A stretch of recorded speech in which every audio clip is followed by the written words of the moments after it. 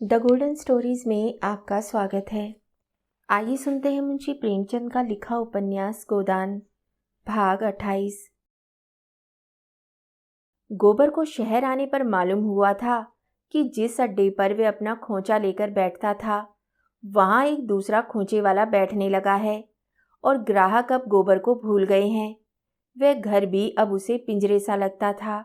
जुनिया उसमें अकेली बैठी रोया करती। लड़का दिन भर आंगन में या द्वार पर खेलने का आदी था। यहाँ उसके खेलने को कोई जगह न थी। कहाँ जाए?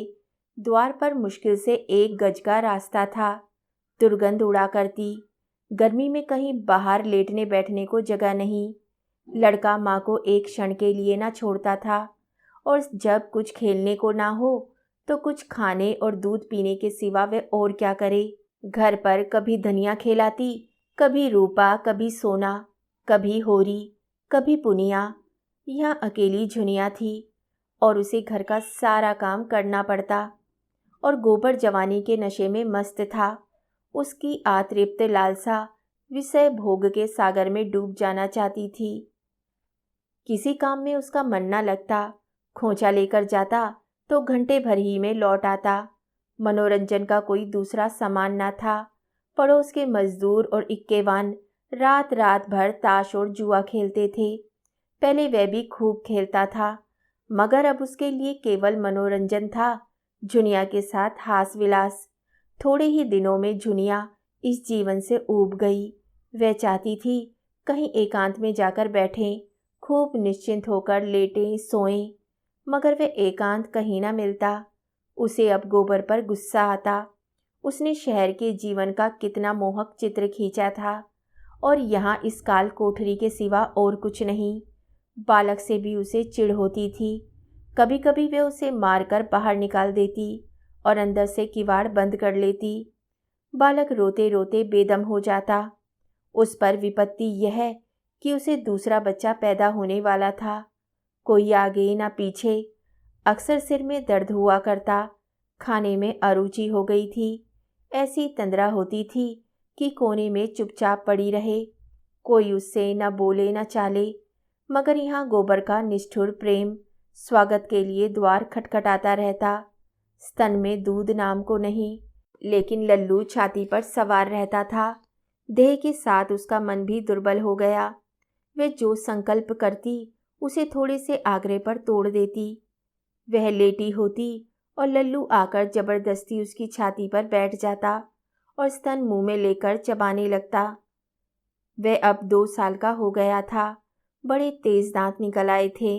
मुंह में दूध ना जाता तो वह क्रोध में आकर स्तन में काट लेता, लेकिन जुनिया में अब इतनी शक्ति भी ना थी कि उसे छाती पर से ढकेल दे। उसे हरदम मौत सामने खड़ी नजर आती। पति और पुत्र, किसी से भी उसे स्नेह न था। सभी अपने मतलब के यार हैं। बरसात के दिनों में जब लल्लू को दस्त आने लगे और उसने दूध पीना छोड़ दिया तो जुनिया को सिर से एक विपत्ति टल जाने का अनुभव हुआ।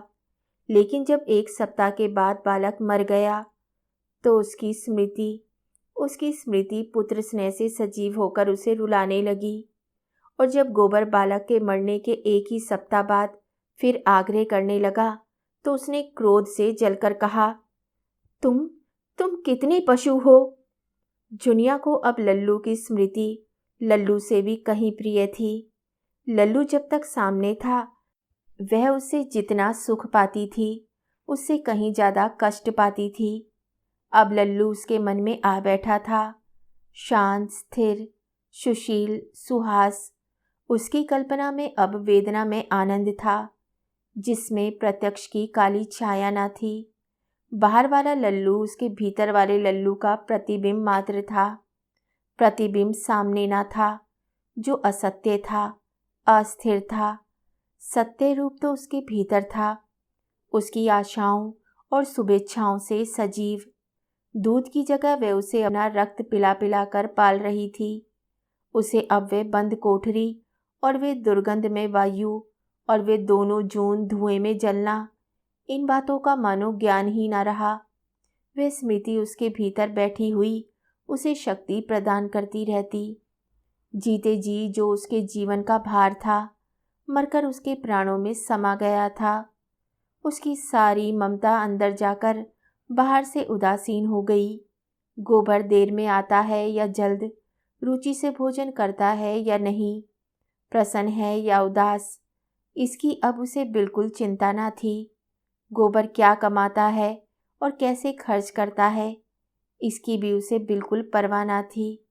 उसका जीवन जो कुछ था भीतर था, बाहर वे केवल निर्जीव थी। उसके शोक में भाग लेकर, उसके अंतर जीवन में बैठकर गोबर उसके समीप जा सकता था, उसके जीवन का अंग बन सकता था, पर वे उसके बाह्य जीवन के सूखे तट पर आकर ही प्यासा लौट जाता था। एक दिन उसने रूखे स्वर में कहा, अरे तू लल्लू के नाम को कब तक रोई जाएगी? 4-5 महीने तो हो गए। जुनिया ने ठंडी सांस लेकर कहा, तुम मेरा दुख नहीं समझ सकते।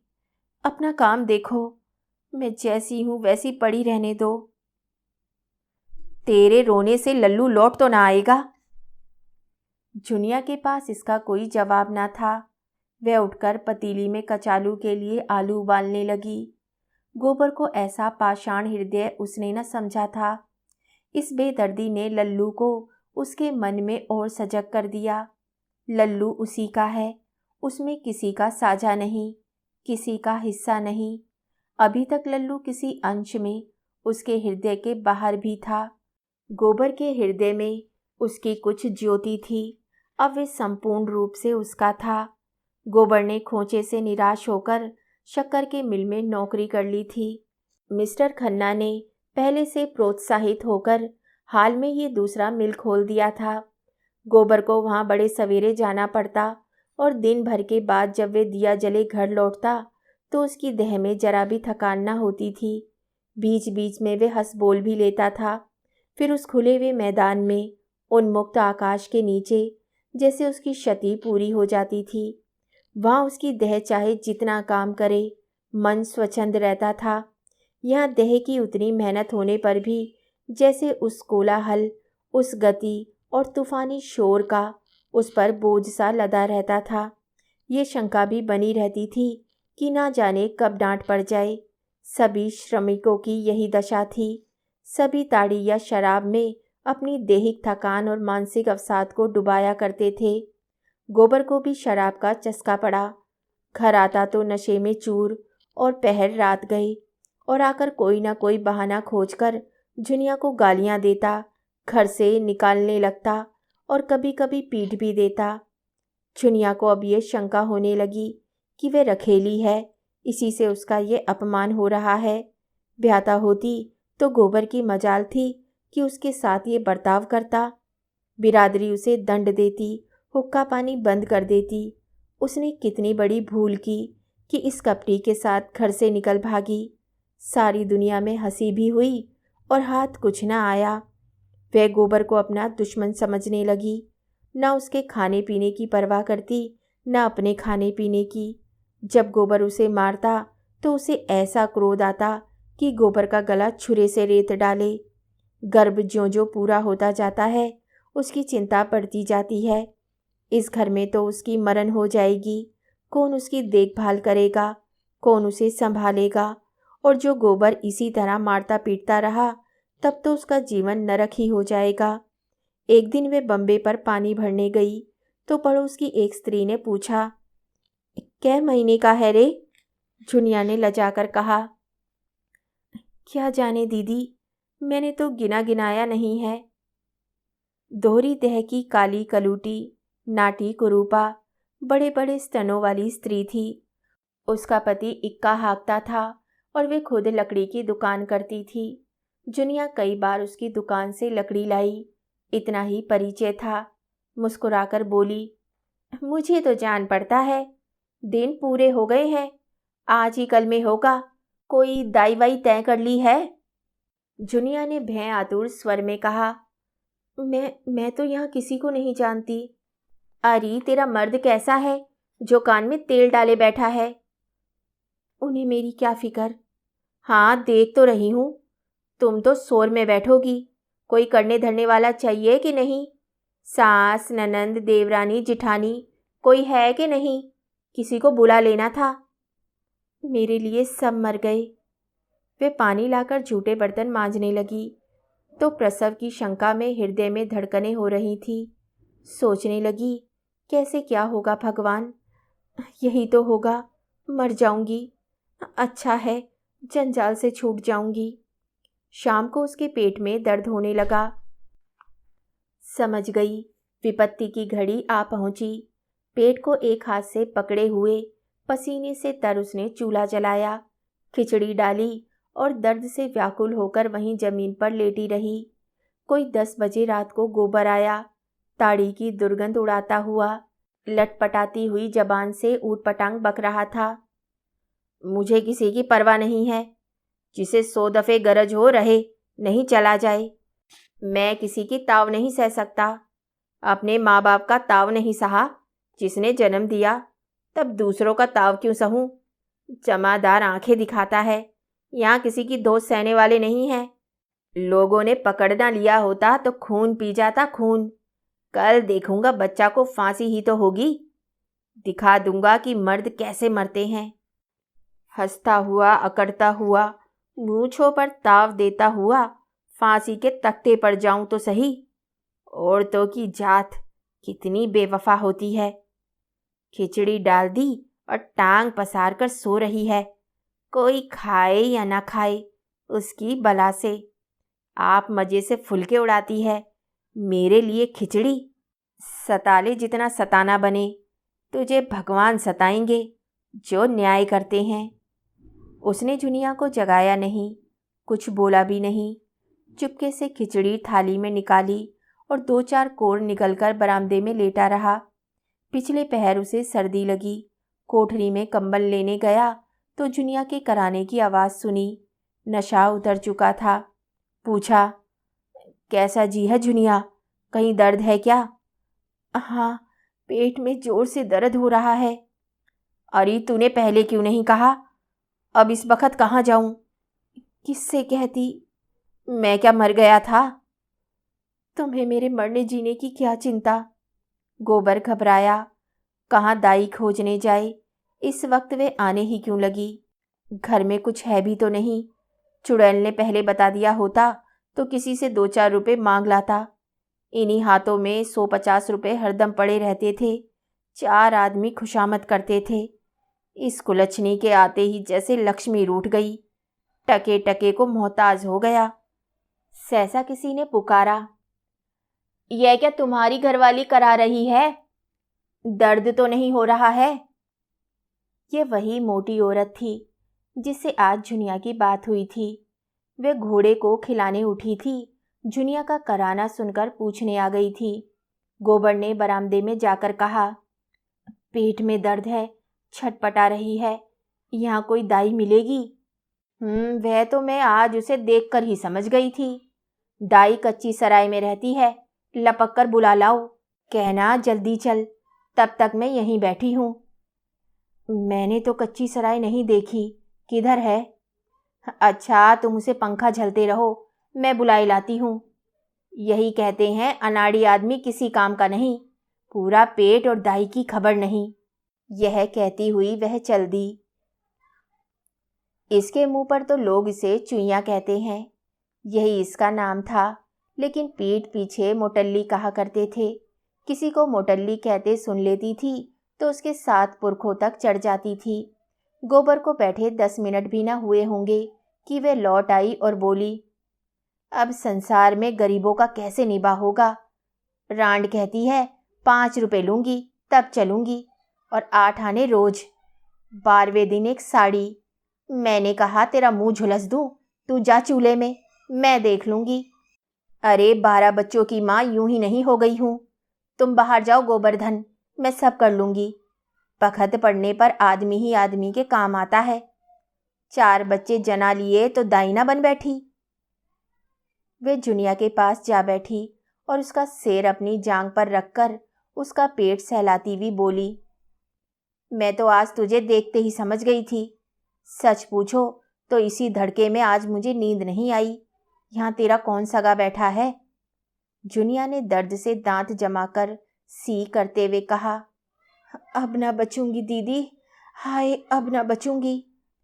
मैं तो भगवान से मांगने ना गई थी, एक को पाला पोसा उसे छीन लिया तो फिर इसका कौन काम था। मैं मर जाऊं माता तो तुम बच्चे पर दया करना, उसे पाल पोस लेना, भगवान तुम्हारा भला करेंगे। चुईया स्नेह से उसके केस सुलझाती हुई बोली, धीरज धर बेटी, धीरज धर, अभी क्षण भर में कष्ट कटा जाता है। तूने भी तो जैसे चुप्पी साध ली थी, इसमें किस बात की लाज। मुझे बता दिया होता तो मैं मौलवी साहब के पास से ताबीज ला देती, वही मिर्जा जी जो इस हाते में रहते हैं। इसके बाद जुनिया को कुछ होश ना रहा। 9 बजे सुबह उसे होश आया तो उसने देखा चुईया शिशु को लिए बैठी है और वे साफ साड़ी पहने लेटी हुई है। ऐसी कमजोरी थी मानो देह में रक्त का नाम ना हो। चुईया रोज सवेरे आकर जुनिया के लिए हरीरा और हलवा पका जाती और दिन में कई बार आकर बच्चे को उपटन मल जाती और ऊपर का दूध पिला जाती। आज चौथा दिन था पर जुनिया के स्तनों में दूध ना उतरा था। शिशु रो रो कर गला फाड़े लेता था क्योंकि ऊपर का दूध उसे पचता न था। एक क्षण को भी चुप ना होता था। चुईया अपना स्तन उसके मुंह में दे देती। बच्चा एक क्षण चूसता पर जब दूध ना निकलता तो फिर चीखने लगता। जब चौथे दिन सांझ तक भी जुनिया के दूध ना उतरा तो चुईया घबराई। बच्चा सूखता चला जाता था। नखाश पर एक पेंशनर डॉक्टर रहते थे। चुईया उन्हें ले आई। डॉक्टर ने देखभाल कर कहा, इसकी देह में खून है ही नहीं, दूध कहाँ से आए। समस्या जटिल हो गई। देह में खून लाने के लिए महीनों दवा दारू करनी पड़ेगी, तब कहीं दूध उतरेगा। तब तक तो इस मांस के लोथड़े का ही काम खत्म हो जाएगा। पहर रात हो गई थी। गोबर ताड़ी पिए ओसारे में पड़ा था। चुईया बच्चे को चुप कराने के लिए उसके मुंह में अपनी छाती डाले हुए थी। सहसा उसे ऐसा मालूम हुआ कि उसकी छाती में दूध आ गया है। प्रसन्न होकर बोली, ले जुनिया, अब तेरा बच्चा जी जाएगा, मेरा दूध आ गया। चुनिया ने चकित होकर कहा, तुम्हें दूध आ गया? नहीं री, सच। मैं तो नहीं पतियाती, देख ले। उसने अपना स्तन दबाकर दिखाया। दूध की धार फूट निकली। चुनिया ने पूछा, तुम्हारी छोटी बिटिया तो 8 साल से कम की नहीं है। हाँ 8वां है, लेकिन मुझे दूध बहुत होता था। इधर तो तुम्हें बाल बच्चा नहीं हुआ। वही लड़की पेट पोंछनी थी, छाती बिल्कुल सूख गई थी, लेकिन भगवान की लीला है और क्या। अब से चुईया 4-5 बार आकर बच्चे को दूध पिला जाती। बच्चा पैदा तो हुआ था दुर्बल, लेकिन चुईया का स्वस्थ दूध पीकर गदराया जाता था। एक दिन चुईया नदी स्नान करने चली गई। बच्चा भूख के मारे छटपटाने लगा। चुईया 10 बजे लौटी तो जुनिया बच्चे को कंधे से लगाए झुला रही थी और बच्चा रोए जाता था। चुईया ने बच्चे को उसके गोद से लेकर दूध पिला देना चाहा, पर जुनिया ने उसे भिड़क कर कहा, रहने दो, अभागा मर जाए वही अच्छा, किसी का एहसान तो न लेना पड़े। चुईया गिड़गिड़ाने लगी। जुनिया ने बड़े अदरावन के बाद बच्चा उसकी गोद में दे दिया, लेकिन जुनिया और गोबर में अब भी ना पड़ती थी। जुनिया के मन में बैठ गया था कि यह पक्का मतलबी बेदर्दी आदमी है, मुझे केवल भोग की वस्तु समझता है। चाहे मैं मरूं या जीऊं, उसकी इच्छा पूरी किए जाऊं, उसे बिल्कुल गम नहीं। सोचता होगा ये मर जाएगी तो दूसरी लाऊंगा। लेकिन मुंह धो रखे बच्चू, मैं ऐसी अल्लड़ थी कि तुम्हारे फंदे में आ गई। तब तो पैरों पर सिर रखे देता था, यह आते ही ना जाने क्यों जैसे इसका मिजाज ही बदल गया। जाड़ा आ गया था, पर न ओढ़न न बिछावन। रोटी दाल से 2-4 आने रुपए बचते ताड़ी में उड़ जाते थे। एक पुराना लिहाफ था, दोनों उसी में सोते थे, लेकिन फिर भी उनमें 100 कोस का अंतर था। दोनों एक ही करवट में रात काट देते। गोबर का जी शिशु को गोद में लेकर खिलाने के लिए तरस कर रह जाता था। कभी कभी वे रात को उठकर उसका प्यारा मुखड़ा देख लिया करता, लेकिन जुनिया की ओर से उसका मन खिंचता था। जुनिया भी उससे बात ना करती, ना उसकी कुछ सेवा ही करती, और दोनों के बीच में ये मालिन्य समय के साथ लोहे के मोर्चे की भांति गहरा, दृढ़ और कठोर होता जाता था। दोनों एक दूसरे की बातों का उल्टा ही अर्थ निकालते, वही जिससे आपस का द्वेष और भड़के और कई दिनों तक एक एक वाक्य को मन में पाले रहते और उसे अपना रक्त पिला पिलाकर एक दूसरे पर झपट पड़ने के लिए तैयार रहते, जैसे शिकारी कुत्ते हों। उधर गोबर के कारखाने में भी आए दिन एक न एक हंगामा उठता रहता था। अब की बजट में शक्कर पर ड्यूटी लगी थी। मिल के मालिकों को मजदूरी घटाने का अच्छा बहाना मिल गया। ड्यूटी में अगर 5 की हानि थी तो मजदूरी घटा देने से 10 का लाभ था। इधर महीनों से इस मिल में भी यही मसला छिड़ा हुआ था। मजदूरों का संघ हड़ताल करने की तैयारी में बैठा हुआ था। इधर मजदूरी घटी और उधर हड़ताल हुई। उसे मजदूरी में धेले की कटौती भी स्वीकार न थी। जब इस तेजी के दिनों में मजदूरी में एक धेले की भी बढ़ोतरी नहीं हुई तो अब वे घाटे में क्यों साथ दे। मिर्जा खुर्शेद संघ के सभापति और पंडित ओंकार नाथ बिजली संपादक मंत्री थे। दोनों ऐसी हड़ताल कराने पर तुले हुए थे कि मिल मालिकों को कुछ दिन याद रहे। मजदूरों को भी हड़ताल की क्षति पहुंचेगी, यहाँ तक कि हजारों आदमी रोटियों को भी मोहताज हो जाएंगे। इस पहलू की ओर उनकी निगाह बिल्कुल ना थी और गोबर हड़तालियों में सबसे आगे था। उदंड स्वभाव का था ही, ललकारने की जरूरत थी, फिर वे मारने मरने को न डरता था। एक दिन जुनिया ने उसे जी कड़ा करके समझाया भी, तुम बाल बच्चे वाले आदमी हो, तुम्हारा इस तरह आग में कूदना अच्छा नहीं। इस पर गोबर बिगड़ उठा, तू कौन होती है मेरे बीच में बोलने वाली? मैं तुझसे सलाह नहीं पूछता। बात बढ़ गई और गोबर ने जुनिया को खूब पीटा। चुईया ने आकर जुनिया को छुड़ाया और गोबर को डांटने लगी। गोबर के सिर पर शैतान सवार था। लाल लाल आंखें निकाल कर बोला, तुम मेरे घर में मत आया करो चूहा, तुम्हारे आने का कुछ काम नहीं। चुईया ने व्यंग्य के साथ कहा, हाँ हाँ, तुम्हारे घर में ना आऊंगी तो मेरी रोटियां कैसे चलेंगी? यहीं से मांग जांच कर ले जाती हूँ, तब तवा गरम होता है। मैं ना होती लाला तो ये बीबी आज तुम्हारी लातें खाने के लिए ना बैठी होती। गोबर ने घूंसा तान कर कहा, मैंने कह दिया मेरे घर में ना आया करो, तुम्ही ने इस चुड़ैल का मिजाज आसमान पर चढ़ा दिया है। चुईया वहीं डटी हुई निशंक खड़ी थी। बोली, अच्छा अब चुप रहना गोबर। बेचारी अधमरी लड़कोरी औरत को मारकर तुमने कोई बड़ी जवामर्दी का काम नहीं किया है। तुम उसके लिए क्या करते हो कि तुम्हारी मार सहे? एक रोटी खिला देते हो इसलिए? अपने भाग बखानों की ऐसी गऊ औरत पा गए हो। दूसरी औरत होती तो तुम्हारे मुंह में झाड़ू मारकर निकल गई होती। मोहल्ले के लोग जमा हो गए और चारों ओर से गोबर पर फटकारें पड़ने लगी।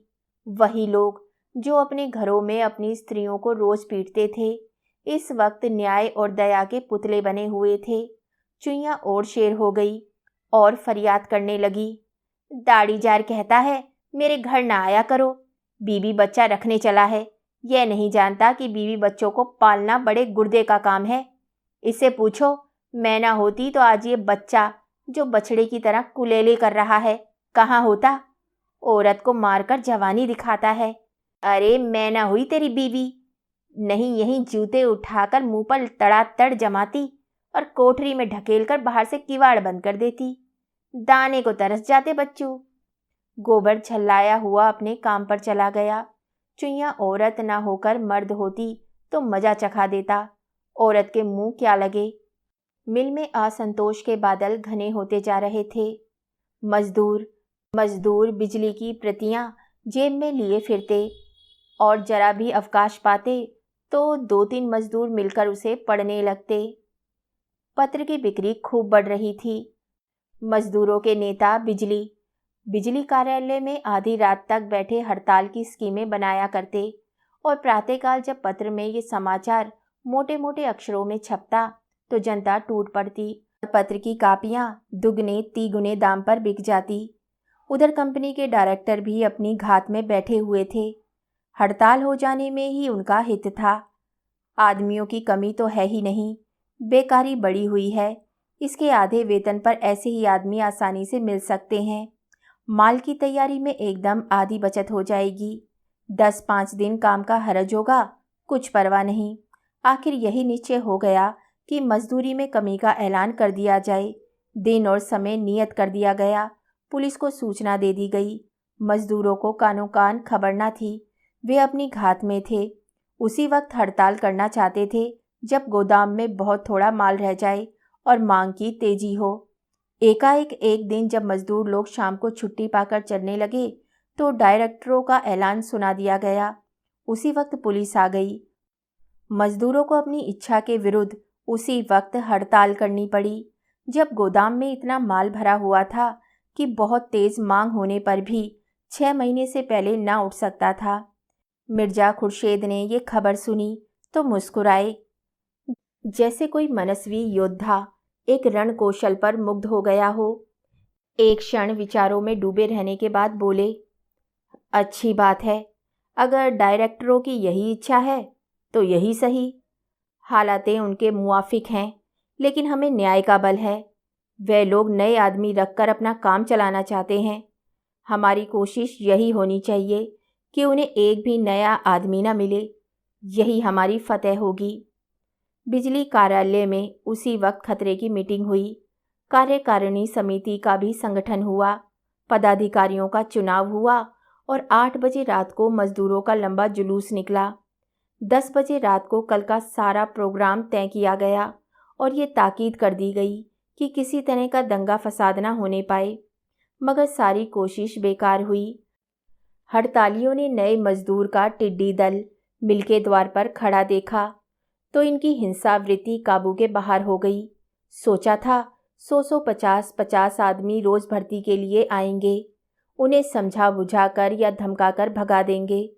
हड़तालियों की संख्या देखकर नए लोग आप ही भयभीत हो जाएंगे। मगर यहाँ तो नक्शा ही कुछ और था। अगर ये सारे आदमी भर्ती हो गए तो हड़तालियों के लिए समझौते की कोई आशा ही ना थी। तय हुआ कि नए आदमियों को मिल जाने ही ना दिया जाए। बल प्रयोग के सिवा और कोई उपाय ना था। नया दल भी लड़ने मरने पर तैयार था। उनमें अधिकांश ऐसे भूखमरे थे जो इस अवसर को किसी तरह भी ना छोड़ना चाहते थे। भूखा मर जाने से या अपने बाल बच्चों को भूखा मरते देखने से तो यह कहीं अच्छा था कि इस परिस्थिति से लड़कर मरे। दोनों दलों में फौजदारी हो गई। बिजली संपादक तो भाग खड़े हुए।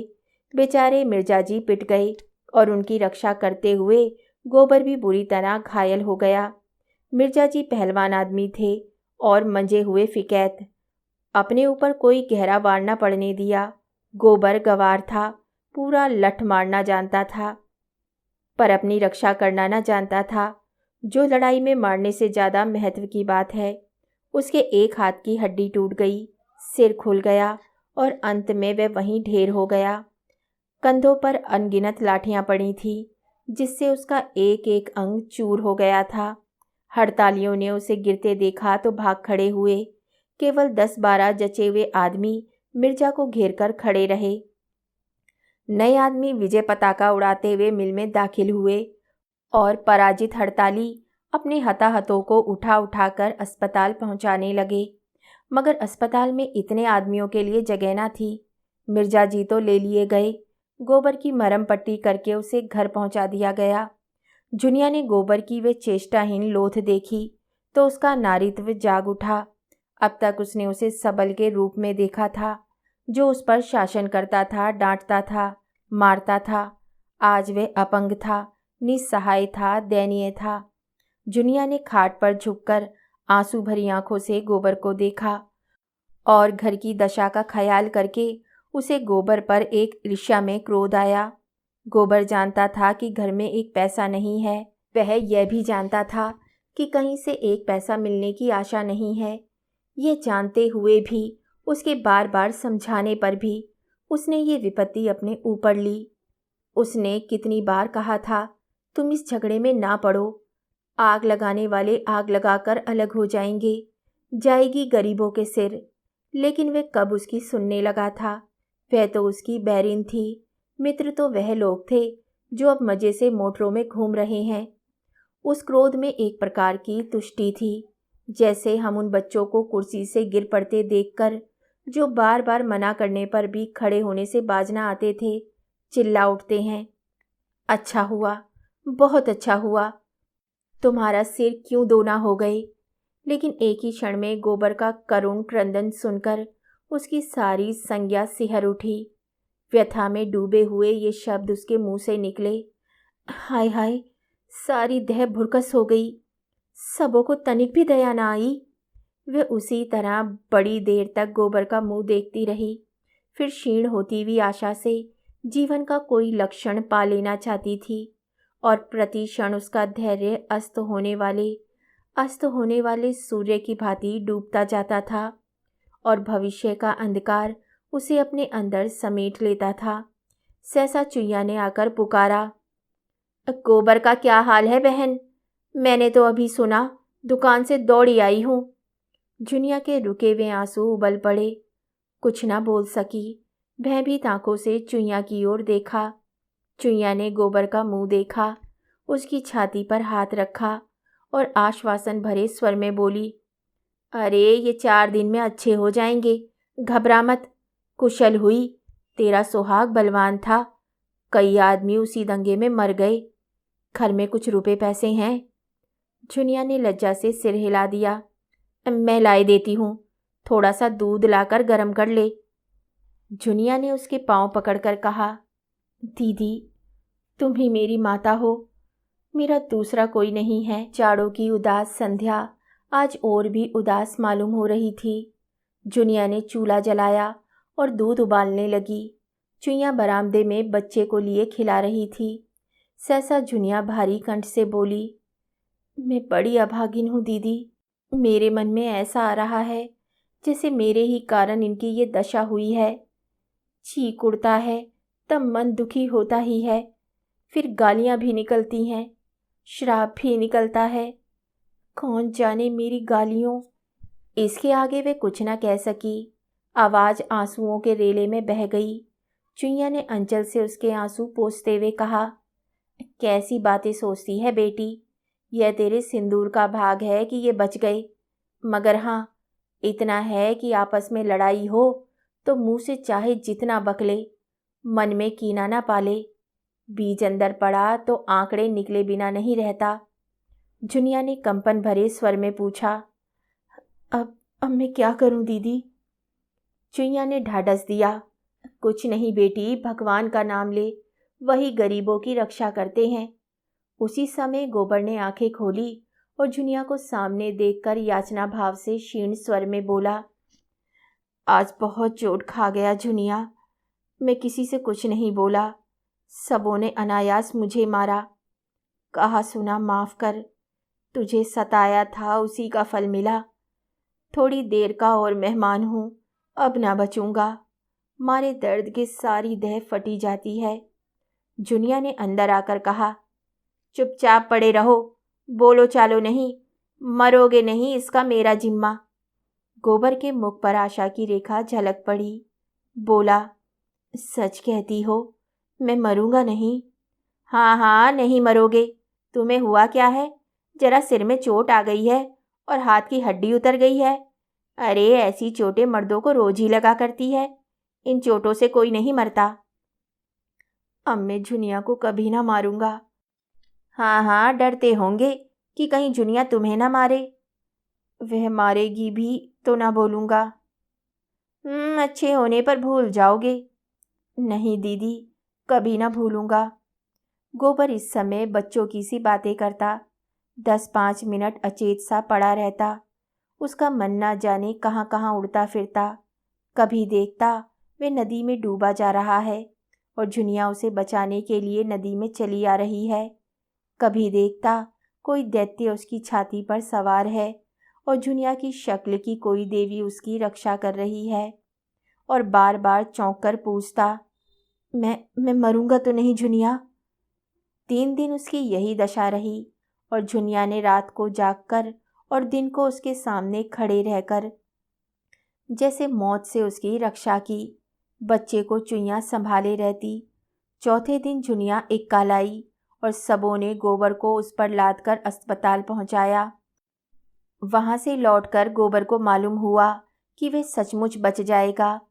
उसने आंखों में आंसू भरकर कहा, मुझे क्षमा कर दो जूना। इन 3-4 दिनों में चुईया के 3-4 रुपए खर्च हो गए थे और जब झुनिया को उससे कुछ लेते संकोच होता था, वह भी कोई मालदार तो थी नहीं। लकड़ी की बिक्री के रुपए झुनिया को दे देती। आखिर झुनिया ने कुछ काम करने का विचार किया। अभी गोबर को अच्छे होने में महीनों लगेंगे। खाने पीने को भी चाहिए, दवा दारू को भी चाहिए। वह कुछ काम करके खाने भर को तो ले ही आएगी। बचपन से उसने गौओं का पालन और घास छीलना सीखा था। यहाँ गौएं कहाँ थी? हाँ, वे घास छील सकती थी। मोहल्ले के कितने ही स्त्री पुरुष बराबर शहर के बाहर घास छीलने जाते थे और 8-10 आने कमा लेते थे। वे प्रातःकाल गोबर को हाथ मुंह धुलाकर और बच्चे को उसे सौंपकर घास छीलने निकल जाती और तीसरे पहर तक भूखी प्यासी घास छीलती रहती। फिर उसे मंडी में ले जाकर बेचती और शाम को घर आती। रात को भी वे गोबर की नींद सोती और गोबर की नींद जागती। मगर इतना कठोर श्रम करने पर भी उसका मन ऐसा प्रसन्न रहता मानो झूले पर बैठी गा रही है। रास्ते भर साथ की स्त्रियों और पुरुषों से चुहल और विनोद करती जाती। घास छीलते समय भी सबों में हंसी दिल लगी होती रहती। न किस्मत का रोना, न मुसीबत का गिला। जीवन की सार्थकता में, अपनों के लिए कठिन से कठिन त्याग में और स्वाधीन सेवा में जो उल्लास है, उसकी ज्योति एक एक अंग पर चमकती रहती। बच्चा अपने पैरों पर खड़ा होकर जैसे तालियां बजा बजा कर खुश होता है, उसी का वह अनुभव कर रही थी। मानो उसके प्राणों में आनंद का कोई सोता खुल गया हो और मन स्वस्थ हो तो देह देह कैसे अस्वस्थ रहे। उस 1 महीने में जैसे उसका कायाकल्प हो गया हो, उस एक महीने में जैसे उसका कायाकल्प हो गया हो। उसके अंगों में अब शिथिलता नहीं, चपलता है, लचक है, सुकुमारता है। मुख पर पीलापन नहीं रहा, खून की गुलाबी चमक है। उसका यौवन जो बंद कोठरी में पड़े पड़े अपमान और क्लेह से कुंठित हो गया था, वे मानो ताजी हवा और प्रकाश पाकर लहलहा उठा है। अब उसे किसी बात पर क्रोध नहीं आता। बच्चे के जरा सा रोने पर जो वे झुंझला उठती थी, अब जैसे उसके धैर्य और प्रेम का अंत ही ना था। इसके खिलाफ गोबर अच्छा होते जाने पर भी कुछ उदास रहता था। जब हम अपने किसी प्रियजन पर अत्याचार करते हैं और जब विपत्ति आ पड़ने से हम में इतनी शक्ति आ जाती है कि उसकी तीव्र व्यथा का अनुभव करें, तो उससे हमारी आत्मा में जागृति का उदय हो जाता है और हम उस बेजा व्यवहार का प्रायश्चित करने के लिए तैयार हो जाते हैं। गोबर उसी प्रायश्चित के लिए व्याकुल हो रहा था। अब उसके जीवन का रूप बिल्कुल दूसरा होगा, जिसमें कटुता की जगह मृदुता होगी, अभिमान की जगह नम्रता। उसे अब ज्ञात हुआ कि सेवा करने का अवसर बड़े सौभाग्य से मिलता है और वह इस अवसर को कभी ना भूलेगा। कहानी सुनने के लिए धन्यवाद। आगे की कहानी सुनिए अगले भाग में।